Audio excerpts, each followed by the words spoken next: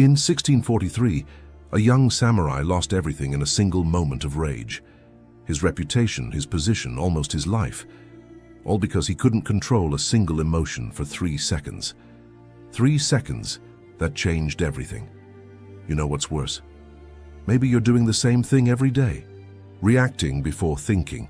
Exploding before breathing. Ruining relationships, opportunities, and your own peace of mind because no one ever taught you the truth about self-control. And you know what the good part is? There is a method.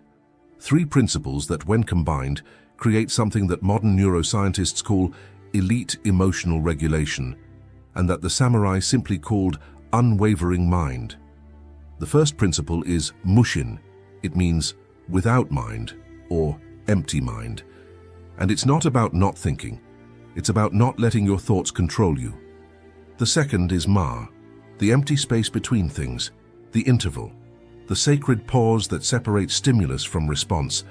The third is Wabi-Sabi, the beauty of imperfection, the radical acceptance that nothing will ever be perfect, including you. And how this acceptance is the key to stopping exploding every time things don't go as planned. These 3 concepts aren't just beautiful philosophy. They're practical tools, mental combat techniques that have transformed impulsive young people into masters of self-control. And today you'll see exactly how they work through the story of Henry Miller, a man who almost lost everything until he discovered this method. But before we begin, I invite you to subscribe to the channel, like this video, and in the comments tell me, when was the last time you reacted impulsively and regretted it later, and how do you deal with your impulsiveness? Let's build this community together. A community of people who fight and overcome their own mind. Now let's get to the story. Chapter 1. Henry's Remaining. Henry Miller was 34 years old when his life began to fall apart. He was VP of Product at an artificial intelligence startup in San Francisco. Incredible salary, team of 47 people, industry recognition. On paper, he had made it. But inside, Henry was fighting a war no one could see. He would explode, constantly. Meetings that were supposed to last 30 minutes ended in confrontations, emails he sent at 2 a.m., full of barely disguised frustration, arguments with his wife that started over nothing and escalated into shouting matches. His 8-year-old son, Jake, began to avoid him. "Dad's in a bad mood again," the boy said. "It's best not to talk to him right now." And the worst part, Henry knew. He saw it happening. He saw the words coming out of his mouth and thought, "Stop, you're going to regret this." But he couldn't stop. It was as if there was an automatic switch between what he felt and what he did. Zero room for choice. Until the day Derek, his chief engineer, resigned in front of the entire team. During a presentation to investors, "I can't work like this anymore," Derek said firmly. "Henry, you're brilliant, but it's impossible. You explode over anything. Nobody here feels safe to speak. I can't take it anymore." Total silence in the room. Henry felt something break inside him. It wasn't anger this time, it was shame, pure and devastating. He looked around, he saw fear in some eyes, relief in others, as if everyone was thinking. Finally, someone said, that night, his wife was waiting for him to talk when he arrived home. Jake was already asleep. She had been crying. "We need to talk," she said. "I can't take it anymore, Henry. You're destroying our family. Jake is afraid of you. I'm afraid of you. Not of what you'll do physically, but of what you'll say, of how you'll react. It's like walking on eggshells all the time." Henry sat down. He had no defense. She was right.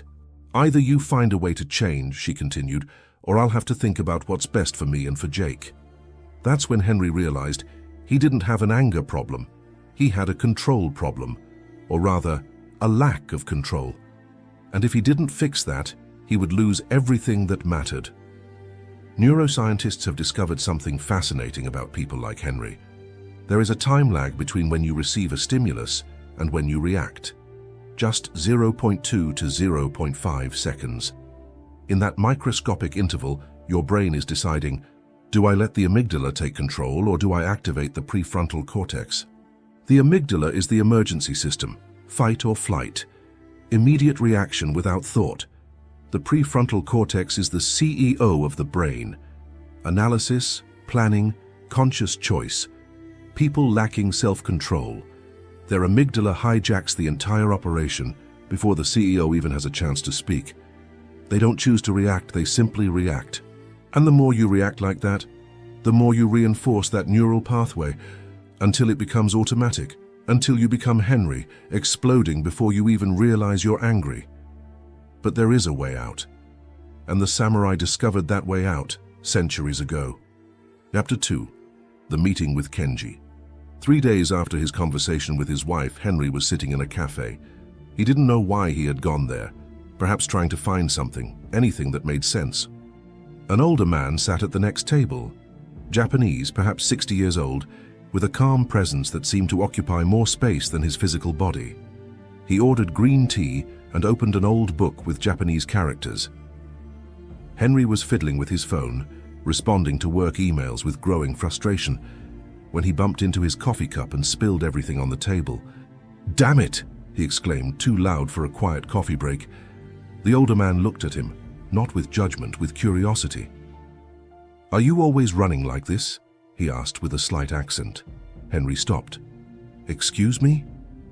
"Your fingers, your eyes, your breath, everything racing, as if you were trying to be in 3 places at once." Something about those words struck Henry. Yes, I think so." The man smiled. "My name is Kenji. Do you want to know why you can't stop?" Henry should have found it strange, a complete stranger offering unsolicited advice. But there was something about Kenji's calmness that made Henry want to listen. "Yes," he said, "I want to." Kenji closed the book. "Your mind is too full. Like an overflowing cup, you try to add more water and your mind spills over. You try to control it, but there's no room for control. Only reaction."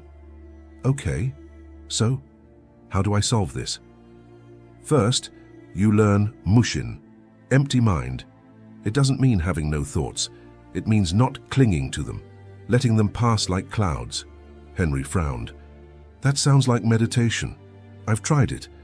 It doesn't work for me." Kenji laughed. "It's not meditation, it's combat practice. Samurai didn't meditate just to relax. They meditated to survive. If a samurai's mind became fixated on a thought during combat, the samurai died. Simple as that." Kenji leaned forward and said, "You're fighting a war every day, against your emotions, against situations, against people, and you're losing because you're fighting the wrong way. You fight trying to control everything, but control doesn't come from strength, it comes from emptiness." "Empty?" Henry repeated. "Yes, when your mind is empty, there is space. Space to choose. Space between what happens and how you respond. We call this Ma, the sacred interval. It is in this space that true self-control resides." Henry felt something stir inside him, a kind of recognition, as if part of him knew this was true. "And how do I learn that?" he asked. Kenji wrote something on a napkin and handed it to Henry. An address. "Meet me tomorrow at 6 a.m. I'll show you." Chapter 3. The 3 Principles. 6:03 a.m. Henry arrived late. The address was a small hidden dojo. When he entered, Kenji was seated in Caesar, the formal Japanese posture, in front of a small altar with a lit candle. "Sit down," Kenji said without looking back. Henry sat down awkwardly. His legs immediately protested. "Close your eyes, breathe." Henry obeyed. Immediately his mind raced. "I should be answering those emails. The meeting with the investors is tomorrow. Is my wife still angry? Jake needs to go to the dentist this week. I forgot to—" "Is your mind screaming right now?" Kenji asked. "Yes," Henry admitted. "Good. Now observe the thoughts. Don't fight them. Don't try to stop them. Just watch them come and go, like cars passing on a street. You don't need to get into every car." Henry tried. It was harder than anything he had ever done. Every thought pulled at his attention, but he continued, observing, letting it pass. 5 minutes, 10, 15, and then for just a few seconds, the mental noise stopped. There were no thoughts, only silence, only awareness. Henry opened his eyes, startled. "Did you feel it?" Kenji asked. "I felt it." "What is that?" "Mushin, empty mind. In that space there is no fear, no anger, no impulse. There is only clarity. The samurai trained this daily because they knew, in combat, an extra thought kills you. In life, an extra thought makes you explode. Kenji stood up. Now comes the practical part. Kenji led Henry to the center of the dojo. He handed him a shinai, a bamboo sword used in training. I'm going to attack you, slowly at first. Your job isn't to block. It's to sense the space between my movement and your response. That space is Ma. I don't know how to use a sword, Henry protested. It doesn't matter. It's not about the sword. Kenji assumed a stance. He moved slowly, a strike coming from above. Henry instinctively raised his shinai to block. No! Kenji stopped. You reacted. I don't want a reaction. I want a conscious response. Feel the movement, see it coming, and in the space before you move, choose. They tried again. This time Henry forced himself to wait, to see Kenji's movement, to feel the timing, and then, at the last possible moment, to move. Better, Kenji said. Did you feel the difference? Henry nodded. There was a different quality to the second movement. It wasn't automatic, it was chosen. In life, you don't have Ma, Kenji explained. Someone criticizes you, you explode. The situation doesn't go as expected, you react. No space, no choice. But Ma isn't something you have. It's something you create. As? Breathing. When something provokes you before responding, breathe once deeply. This breath becomes Ma. In it, you find choice. Henry thought about Derek quitting, about his wife saying she couldn't take it anymore, about Jake avoiding him. How many times had he exploded without that space, without that choice? Every time, he said aloud. Kenji nodded. Yes, and now you'll start training differently. An hour later, sweaty and mentally exhausted, Henry sat down again. There's a third principle, Kenji said. Perhaps the most important one, Wabi-Sabi. He pointed to a cracked vase on a shelf. See that vase? It's broken, but we repaired it with gold. The name of this technique is kintsukuroi, also called kintsugi. Now the crack is the most beautiful part. I don't understand how this relates to self-control, Henry said.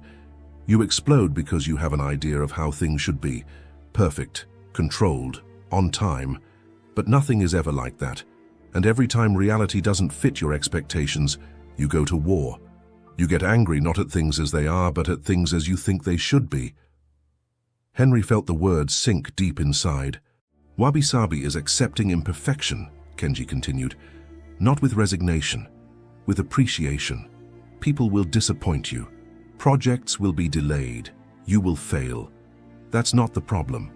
The problem is fighting against it, instead of accepting and adapting.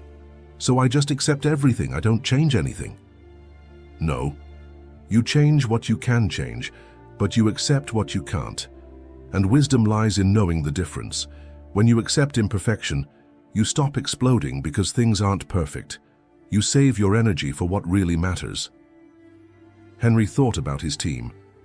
How many times had he exploded because someone made a mistake? A normal human error. He was at war with the reality that people are imperfect, and he was losing that war. How do I practice this, he asked. Whenever you notice anger rising, ask yourself, am I angry at the situation or at my expectation of how the situation should be? It's usually the second option. And that expectation? You can let it go. Chapter 4. The 30-Day Transformation. Henry's first week was brutal. Kenji instructed Henry to practice 3 things every day. 15 minutes of Mushin in the morning. Just sitting and observing thoughts. Create Ma in every interaction. Take a breath before responding. Always. Identify an unrealistic expectation and consciously let go of it. Wabi-Sabi in action. On the 3rd day, Henry almost gave up. During a meeting, a designer presented a mock-up that was completely outside the brief. Henry felt his anger rising like lava. His body was already preparing to explode. And then he remembered, Ma. He breathed. Once. Deeply. In that span of 2 seconds, something changed. He looked more closely at the designer. He saw a 25-year-old who probably hadn't slept trying to get it right. He saw a human error, not a personal attack. Thank you for presenting, Henry said calmly. I see where you were going with this, but we need to realign with the briefing. Could you review it and bring it back tomorrow? The designer blinked, clearly expecting an explosion. Oh, of course, sorry, No problem, Henry said. It happens. Their week 2 brought the first real test. Henry and his wife were arguing about vacation. She wanted to visit her parents. Henry had planned a trip to Hawaii. They were going back and forth, voices rising. You never consider what I want, his wife said. Old Henry would have exploded. Never consider it. I do everything for this family. But the new Henry breathed, Ma. And then he applied Wabi-Sabi. He had an expectation that he and his wife would easily agree. But why would they? They are two different people with different needs. Imperfection is not a problem, it's reality. You're right, he said. I had already decided on Hawaii without really asking what you wanted. I'm sorry, let's start over. What's important to you on this vacation? His wife stopped. What? I want to know what matters to you. I was so focused on my plan that I didn't even ask. His wife replied, Who are you and what have you done with my husband? They both laughed, and then they had the best conversation they'd had in months. They decided 1 week with her parents, 1 week in Hawaii. A compromise. Imperfect, but real. That night, Jake entered Henry's room while he was reading. Dad, the boy said. Hi, champion. You're less angry now. Henry felt a tightening in his chest.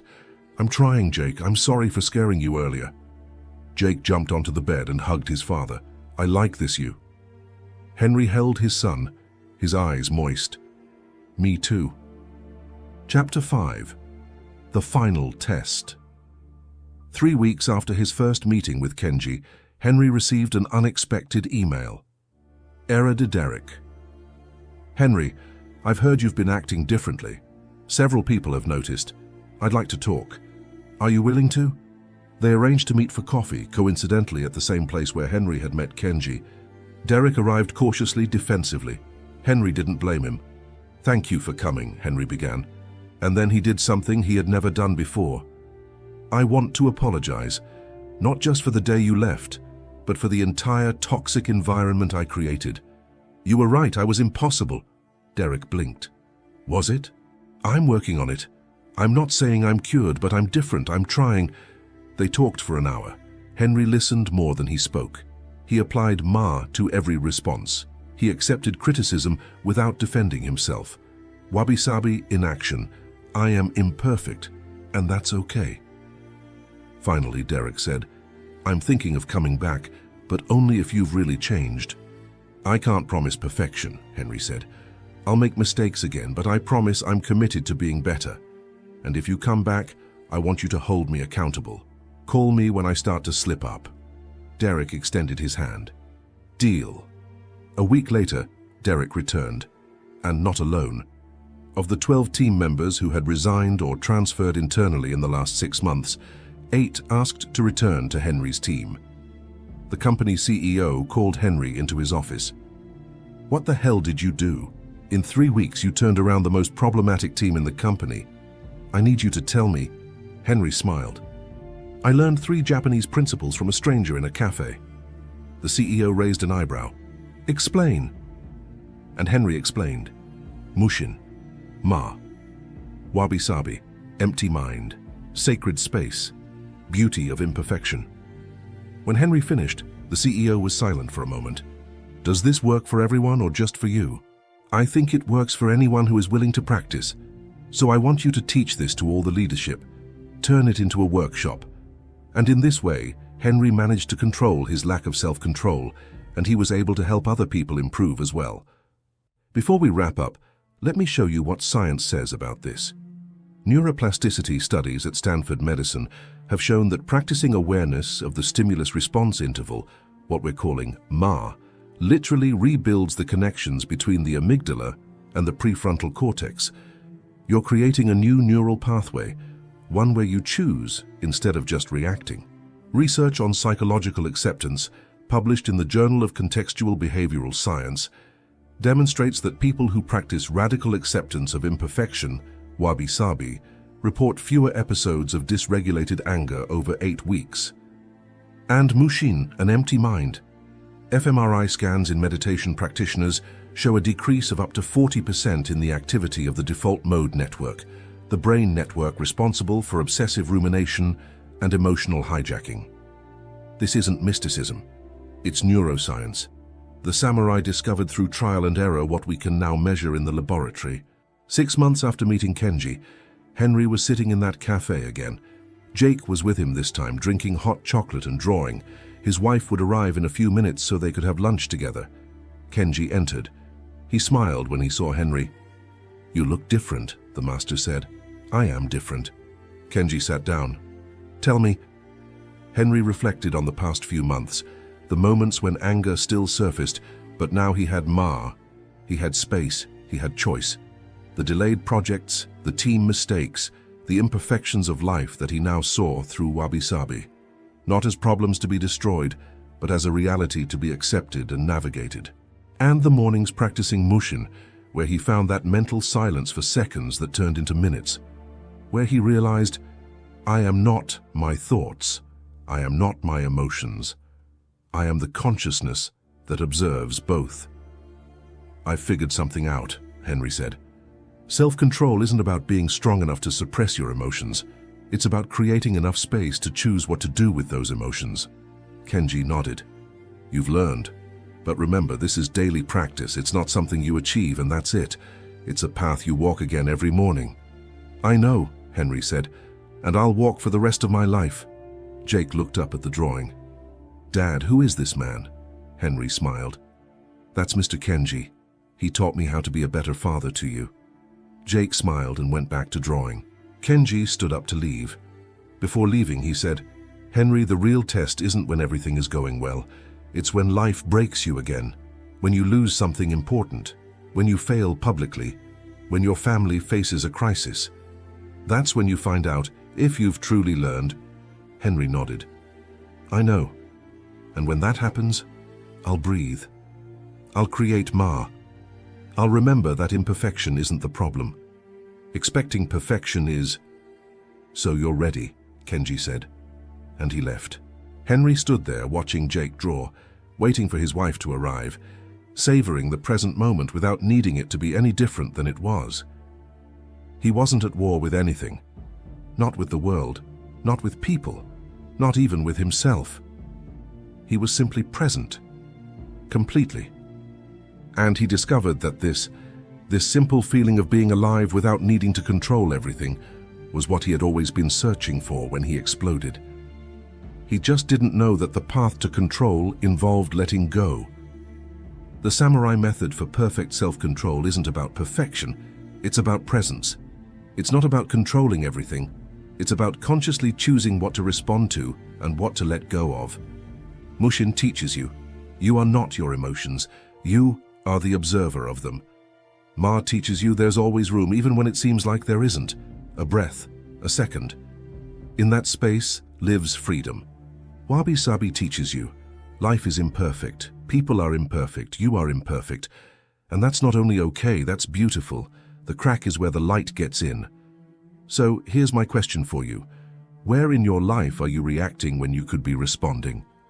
Where are you at war with imperfection when you could be accepting it? Where are you letting your thoughts control you when you could simply observe them? Because you have a choice. At every moment you have a choice. Henry almost lost everything before he realized it. How much will you lose before you even try? If this story resonated with you, if you recognize a bit of Henry in yourself, I invite you again to subscribe to the channel. We are building a community of people who choose presence over reaction, who walk the path of modern warriors. Leave a like and tell me in the comments, which of these 3 principles do you most need to practice? Mushin, Ma, or Wabi-Sabi? Let's talk about it below. And remember, this isn't just theory, it's practice. Start tomorrow. 15 minutes of silence. 1 breath before each answer. 1 expectation released each day. 30 days and see what happens. Thank you very much for your attention. Remember, be present, walk with honor, follow the path. Until the next video.